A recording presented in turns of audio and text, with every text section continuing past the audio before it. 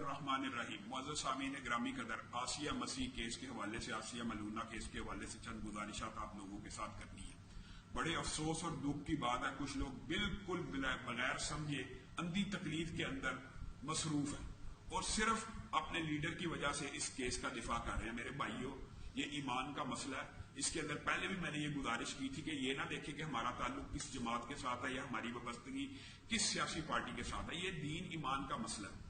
مجھے ایک بات بتلائیے کہ آسیہ مسیح کیس کے اندر جو فیصلہ آیا ہے، اس کے اندر بھی بہت زیادہ سکم موجود ہے. اور یہ بات کہنا کہ عدالت کے فیصلے کے اوپر کوئی بندہ تنقید نہیں کر سکتا یا اس کے کمزور پہلوؤں کو اجاگر نہیں کر سکتا، یہ بذات خود ایک بڑی سطحی اور ریلیونٹ بات ہے.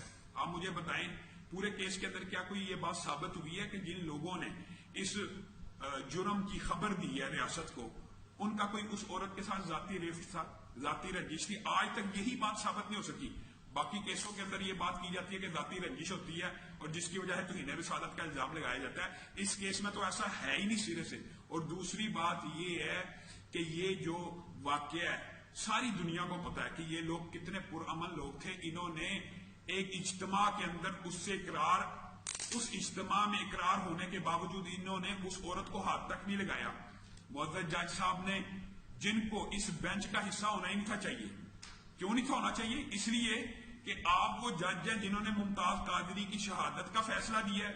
اگر آپ یہ فیصلہ آسیہ ملعونہ کے خلاف کرتے تو آپ کا صاحب کا فیصلہ بھی متاثر ہوتا تھا. یہ تو کہتے ہیں کنفلکٹ آف انٹرسٹ. جب مفادات کا آپس میں تضاد آ جائے تو ایسے جج کو تو بینچ میں بیٹھنا نہیں چاہیے. ایسا جج کیسے جانبدار ہو سکتا ہے؟ آپ خود بتلائیے کہ جو ممتاز قادری کی شہادت کو جسٹیفائی کر رہا ہے اور اس کو سزائے موت سنا رہا ہے، وہ آسیہ ملعونہ کو بھی اگر سزائے موت سناتا تو اس کا تو پچھلا فیصلہ سارے کا سارا کالعدم ہو جاتا. میں بڑے مختصر سا وقت ہے اس کے اندر آپ کو تھوڑا سا یہ کیس سمجھانا چاہتا ہوں کہ یہ جو کیس ہے، پرویز مشرف کے دور کے اندر ایک لا پاس ہوا تھا کہ ایس پی رینک کا بندہ تفتیش کرے گا. جج صاحب نے لکھا ہے کہ یہ کیس اس لیے کمزور ہے، وقوع کے 4 دن بعد ایف آئی آر ہوئی، 15 کا وقوع ہے، 19 کو بھی ہے. اللہ کا خوف کرنا چاہیے، اللہ سے ڈرنا چاہیے. ایک ایس پی لیول کے رینک کے افسر نے، جس کی نہایت اچھی شہرت ہے، امین بخاری صاحب، انہوں نے تفتیش کر کے ان کے پاس جا کے یہ ملزمہ اقرار کرتی ہے کہ میں نے یہ جرم کیا ہے، گواہان موجود ہیں، ساری تفتیش بغیر جبر اقرا کے. جو ایس پی کسی کا پریشر نہیں لیتا، اس کی ریپوٹیشن آپ پولیس کے محکمے میں دیکھ لیں. 5-4 دن بعد پرچہ جو ملک میں کاٹنا ایک عام بات ہے. پولیس تو ویسے ٹال مٹول سے کام لیتی ہے اور اتنے بڑے کیس کو بغیر تفتیش کے کاٹنا ویسے ہی درست نہیں تھا. لیکن کیا اس پرچے کو پریشر سے کاٹا گیا؟ ہرگز نہیں. اس عورت کو آپ نے کہا اجتماع کا ثابت ہونا ثابت نہیں ہو رہا، اجتماع کا وقوع پذیر ہونا ثابت نہیں ہو رہا. افسوس اور دکھ کی بات ہے. کس بنیاد کے اوپر؟ یہ ایک گواہ نے کہا 100 بندہ ہے، ایک گواہ نے کہا 200 بندہ ہے، ایک گواہ نے کہا اتنا بندہ ہے. کسی بھی اجتماع کے بارے میں 3 مختلف آدمیوں سے رائے لے لیں، تینوں کا یہ نظریہ فرق ہوگا. کوئی کہے گا 200 ہے، کوئی کہے گا 300 ہے. یہ کیا اس بات کے اوپر سے آپ نے اجتماع کا عدم وقوع ہونا ثابت کرنے کی کوشش کیا اور پھر خود اپنے فیصلے میں تضاد یہ ہے کہ اجتماع کے پریشر کی وجہ سے اس نے اقرار کیا. ایک سائڈ پہ اجتماع وقوع پذیر ہی نہیں ہوا اور ایک سائڈ پہ پریشر کی وجہ سے جناب اس نے اقرار کیا. کیا یہ پریشر سیشن جج کی عدالت میں بھی تھا؟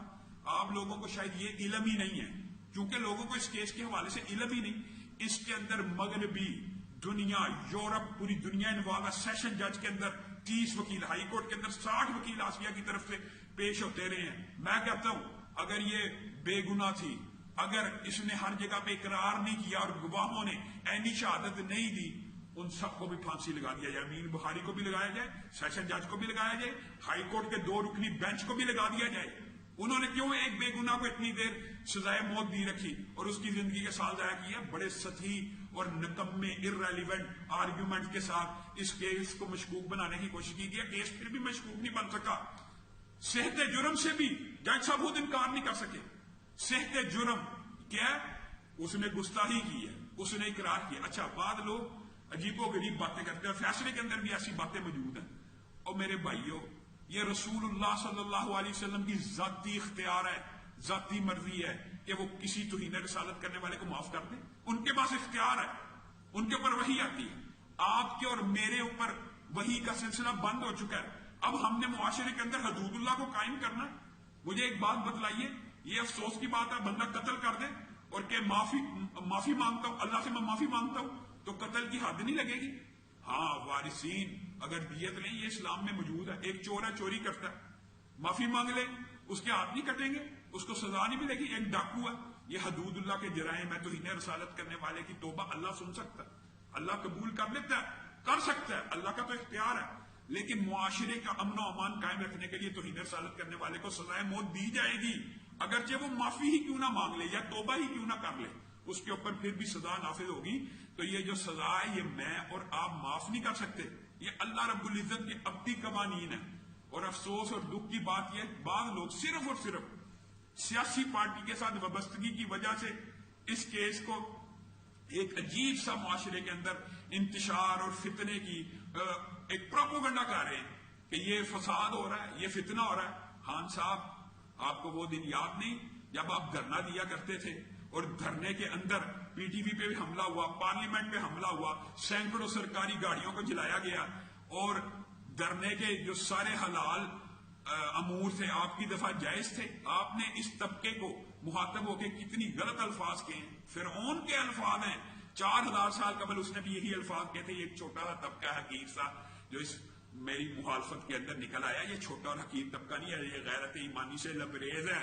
اور میری یہ بات یاد رکھیں، ہمارے مطالبات ویلڈ ہیں، جائز ہیں، قانونی ہیں، آئینی ہیں، ہر پاکستانی کا احتجاج کرنا آئینی حق ہے۔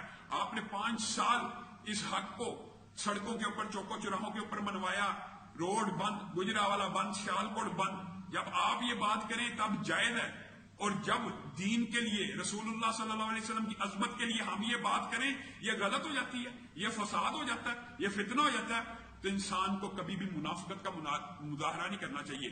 ہر دور میں اقتدار ہو تب بھی، اقتدار نہ بھی ہو تب بھی ایک ہی نظریہ ہونا چاہیے، آئینی قانونی حق ہے ہمارا احتجاج کرنا، اور ہمارے مطالبات کیا کہ جانبدار جج کو علیحدہ کیا جائے۔ جانبداری ثابت ہے پہلے ہی کہ اس نے ممتاز قادری کی شہادت کا فیصلہ دیا، اس کو اس بینچ پہ بٹھانا، اور پھر نظر ثانی کی اپیل حکومت نے کرنی ہے۔ حکومت مدعی ہے کہ اس کی حکومت نظر ثانی کی اپیل کرے اور ایسے بینچ کو تشکیل دے جس کے اوپر علماء کا اعتماد ہو۔ اور دوسری بات یہ ہے، آپ یہ الزام لگانا شروع کر دیتے ہیں کہ مولوی جلاؤ گراؤ سڑکیں املاک کا نقصان کرتے ہیں۔ اللہ کی قسم، کسی عالم نے، کسی اسکالر نے، کسی دینی رہنما نے یہ نہیں کہا کہ لوگوں کی املاک کو جلایا جائے، موٹر سائیکلوں رکشوں کو جلایا جائے۔ ہم تو اس کی مذمت کرتے ہیں، اور ہادم رضوی صاحب کا بھی بیان آ چکا کہ یہ میں نہیں کہہ رہا، یہ شرارتی عناصر ہیں، یہ جان بوجھ کے اس تحریک کو سبوتاژ کرنے کے لیے اس طرح کے شرارتی عناصر ہوتے ہیں جو جان بوجھ کے آگ لگاتے ہیں۔ آپ نے اپنی تقریر میں کہا تھا کہ میں نے ایک گملہ نہیں توڑا، یہ سازشی عناصر ہیں جو یہ املاک کو نقصان پہنچا رہے ہیں۔ خود عارف الوی صاحب کراچی میں کھڑے ہو کے روڈیں بند کرنے کی کال دیں، آپ اسلام آباد چوک کے اندر کھڑے ہو کے احتجاج کی کال دیں، بند کر دو پی ٹی وی، آپ کی کالیں ریکارڈ ہیں، عارف الوی کے ساتھ گفتگو کہ یہ بند کر دینا، وہ بند کر دینا، وہ آپ کا آئینی جمہوری حق ہے۔ لیکن ہم اگر اسلام کے لیے نکلیں، احتجاج کریں، یہ ہمارا آئینی جمہوری حق نہیں ہے، ہم پرامن احتجاج کریں گے۔ کل صبح جمعے کے بعد انشاءاللہ صرف اہل حدیث مساجد اور مدارس کے بعد 3000 سے زیادہ مقامات کے اوپر احتجاج ہوگا۔ دیگر دیوبندی بھائی ہے، بریلوی بھائیوں کا احتجاج اس کے علاوہ ہوگا، اور ہم ان کے بھی مطالبات کی تائید کرتے ہیں۔ ہم گاڑیوں کے نظر آتش کرنا، رکشہ جلانا، اس طرح کی ہر بات کی ابھی مذمت کرتے ہیں، نہ ہم کریں گے، نہ ساری زندگی قانون ہاتھ میں لیا ہے، نہ انشاءاللہ ہمارا ارادہ ہے۔ لیکن میں ایک بات کہنا چاہتا ہوں، صرف ایک بات، کیا کہ اپنی بات کو ختم کرتا ہوں، بات لمبی ہو رہی ہے۔ آپ لوگ ہیں جو ایسے لوگ پیدا کرتے ہیں، آپ لوگ مجرم ہیں جو ایسے لوگ پیدا کرتے ہیں، قانون ہاتھ میں لیتے ہیں۔ یاد رکھیے، اللہ کی قسم، اگر عدالتوں سے مجرموں کو ریلیف نہ ملے تو کبھی بھی کوئی بندہ قانون ہاتھ میں نہ لے۔ آپ لوگ مجرموں کو آزاد چھوڑتے ہیں، پھر لوگ قانون ہاتھ میں لیتے ہیں۔ ہم نے قانون ہاتھ میں لینے کی ہمیشہ حوصلہ شکنی کی ہے، ہمیشہ حوصلہ شکنی کی ہے، لیکن پھر بندے کے پاس آپشن کیا بچتا ہے کہ حلف کے اوپر، عینی شہادتوں کے اوپر، 3 قانونی پلیٹ فارمز کے اوپر ایک ملزم اپنی توہین کا اقرار کرے، گواہ دے۔ اور یہ بات یاد رکھو، یہ دکھ اور افسوس کی بات ہے۔ یہ دیکھو، کوئی اور ہوتا، آپ نے مشال خان کا ذکر کیا، اور مشال خان تو عدالت میں پہنچا ہی نہیں۔ آپ یہی چاہتے ہیں کہ مشال خان والا معاملہ ہو۔